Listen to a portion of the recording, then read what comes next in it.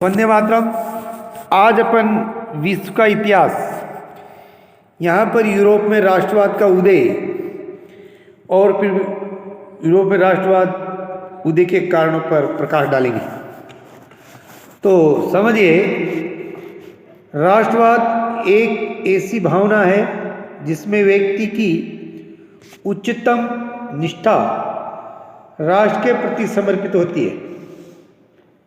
स्वतंत्रता की इच्छा और राष्ट्र बनने की सशक्त अभिव्यक्ति अमेरिका के स्वतंत्रता संग्राम में देखी जा सकती है।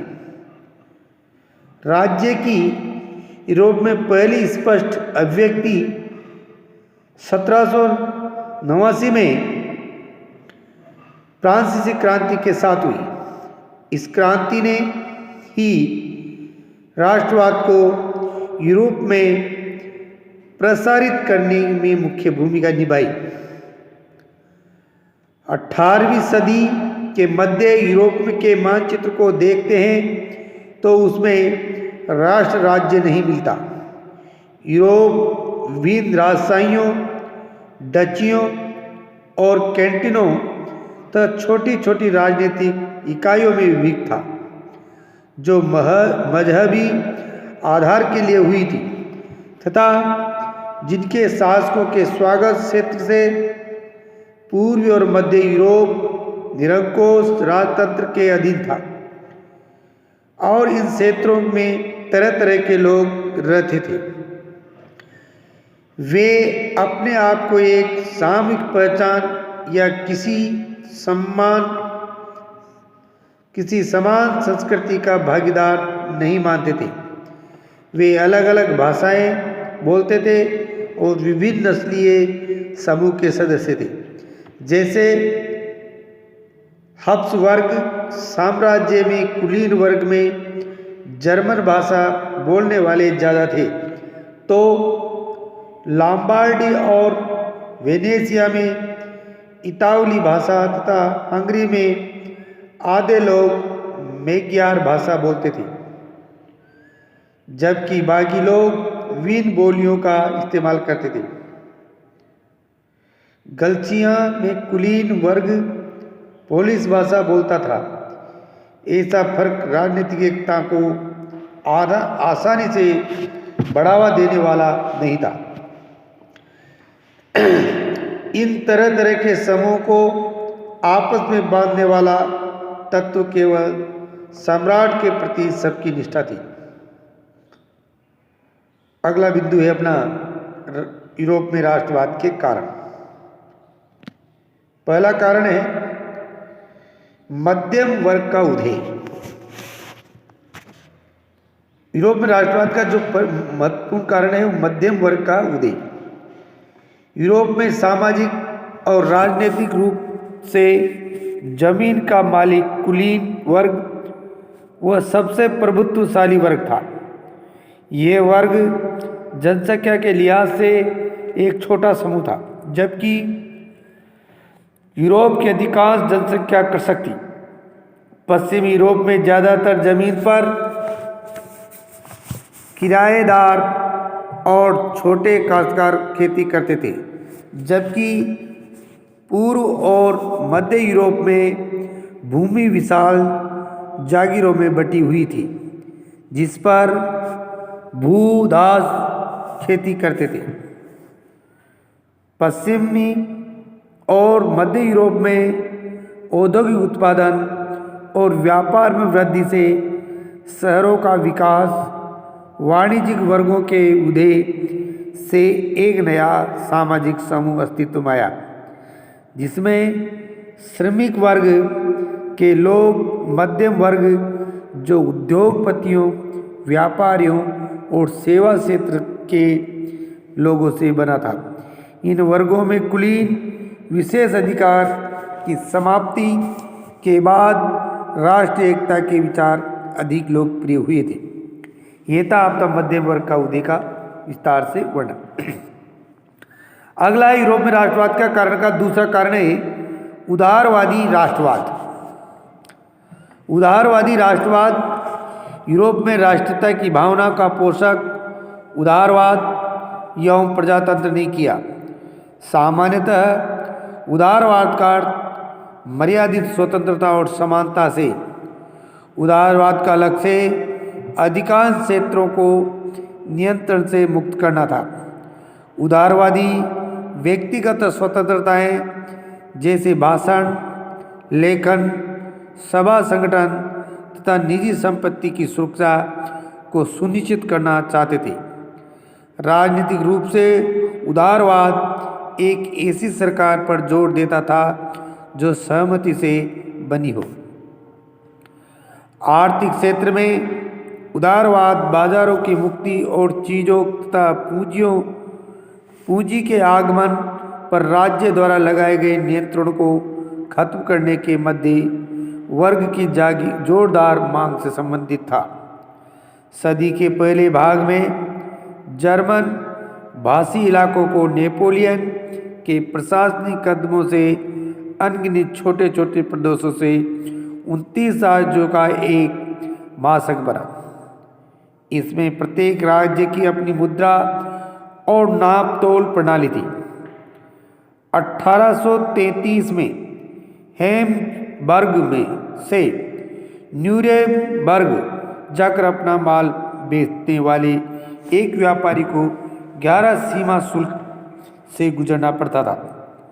नया वाणिज्य वर्ग ऐसी परिस्थितियों को आर्थिक विनिमय और विकास में बाधा मानते हुए एक ऐसी एकीकृत आर्थिक क्षेत्र के निर्माण के पक्ष में तर्क दे रहा था जहां वस्तुओं, लोगों और पूंजी का आवागमन बाधा रहित हो। ऐसे आर्थिक क्षेत्र का निर्माण 1834 ईस्वी में प्रसा की पहल पर एक शुल्क संघ जाल वेराइल के रूप में स्थापित किया गया, जिसमें अधिकांश जर्मन राज्य सम्मिलित हो गए। इस संघ ने शुल्क अवरोध को समाप्त कर दिया और मुद्राओं की संख्या 2 कर दी, जो पहले 30 से ऊपर थी। इस संघ ने आर्थिक को राष्ट्रीय एकीकरण का सहायक बनाया। उस समय पनप रही व्यापक राष्ट्रवादी भावना को आर्थिक राष्ट्रवाद की लहर ने मजबूत किया। अगला राष्ट्र यूरोप में राष्ट्रवाद वृद्धि का कारण है इंग्लैंड और फ्रांस की क्रांति। इंग्लैंड और फ्रांस की क्रांति ने भी राष्ट्रवाद के लिए यूरोप में महत्वपूर्ण भूमिका निभाई है। इंग्लैंड की शानदार गौरवपूर्ण क्रांति ने इस मान्यता को जन्म दिया कि किसी भी प्रकार के शासन तंत्र में दैवी अधिकार का कोई औचित्य नहीं है। इसी क्रम में फ्रांस की क्रांति ने इस धारणा को जन्म दिया कि व्यक्ति की स्वतंत्रता इतनी पावन है कि कोई भी सत्ता उसकी अवहेलना नहीं कर सकती। इस संकल्पना राष्ट्रीयता की जीत थी। राष्ट्रीयता उस राजतंत्रीय शक्ति के प्रत्युत्तर के रूप में जन्मी, जिसका ये दावा था कि दैवी अधिकारों के आधार पर राजा की शक्ति निरंकुश होती है। यह था इंग्लैंड और फ्रांस की क्रांति का वर्णन। अगला है 1815 ईस्वी के बाद एक नया रूढ़िवाद। इसने भी यूरोप में राष्ट्रवाद को जन्म दिया। 1815 ईस्वी में ब्रिटेन, रूस और ऑस्ट्रिया जैसी यूरोपीय शक्तियां जिन्होंने मिलकर नेपोलियन को हराया था, इन देशों के प्रतिनिधि यूरोप के लिए एक समझौता तैयार करने के लिए वियना में मिले। वियना कांग्रेस में एकत्रित राजनीतिज्ञों ने अपनी समझ एवं अनुभव के आधार पर यूरोप का पुनर्निर्माण, पुरातन व्यवस्था को प्रतिष्ठित कर 19वीं शताब्दी के नए युग के लक्षण राष्ट्रीयता, उदारवाद एवं लोकतंत्रीय भावनाओं से यूरोप को दूर रखने की अपनी प्रतिज्ञा को दोहराया था। किंतु उन्होंने अंकुरित बीजों को पहचाना नहीं था। यही कारण है कि जिन व्यवस्थाओं को स्थापित करने की कोशिश वियना कांग्रेस ने की थी, अगले 100 वर्ष तक वे दोस्त होती रही। अगला बिंदु है क्रांतिकारी। 1815 ईस्वी के बाद के वर्षों में दमन और भय से अनेक उदारवादी राष्ट्रवादी भूमिगत हो गए। बहुत सारे यूरोपीय राज्यों में क्रांतिकारियों को प्रशिक्षण देने और विचारों का प्रसार करने के लिए मुक्त संगठन बनाए गए। क्रांतिकारी होने का मतलब उन राजतंत्रीय व्यवस्थाओं का विरोध करने से था जो वियना कांग्रेस के बाद स्थापित की गई थी। साथ ही स्वतंत्रता और मुक्ति के लिए प्रतिबद्ध होना और संघर्ष करना क्रांतिकारी होने के लिए जरूरी था। ज़्यादातर क्रांतिकारी राष्ट्र राज्यों की स्थापना को आज़ादी के इस संघर्ष का अनिवार्य हिस्सा मानते थे। अगला है भाषा और लोक कथाओं का भी योगदान राष्ट्रवाद के उदय में रहा। राष्ट्रवाद का विकास केवल युद्धों और क्षेत्रीय विस्तार से नहीं हुआ। कला, काव्य, कहानियों, किस्सों और संगीत ने राष्ट्रवादी भावनाओं को गढ़ने और ध्वस्त करने में सहयोग दिया।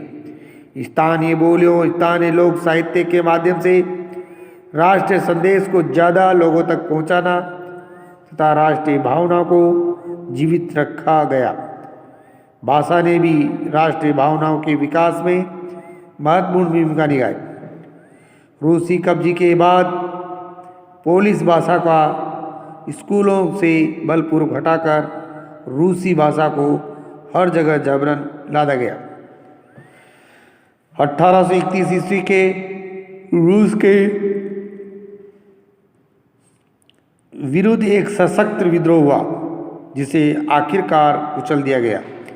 इसके अनेक सदस्यों ने विरोध के लिए भाषा को हथियार बनाया।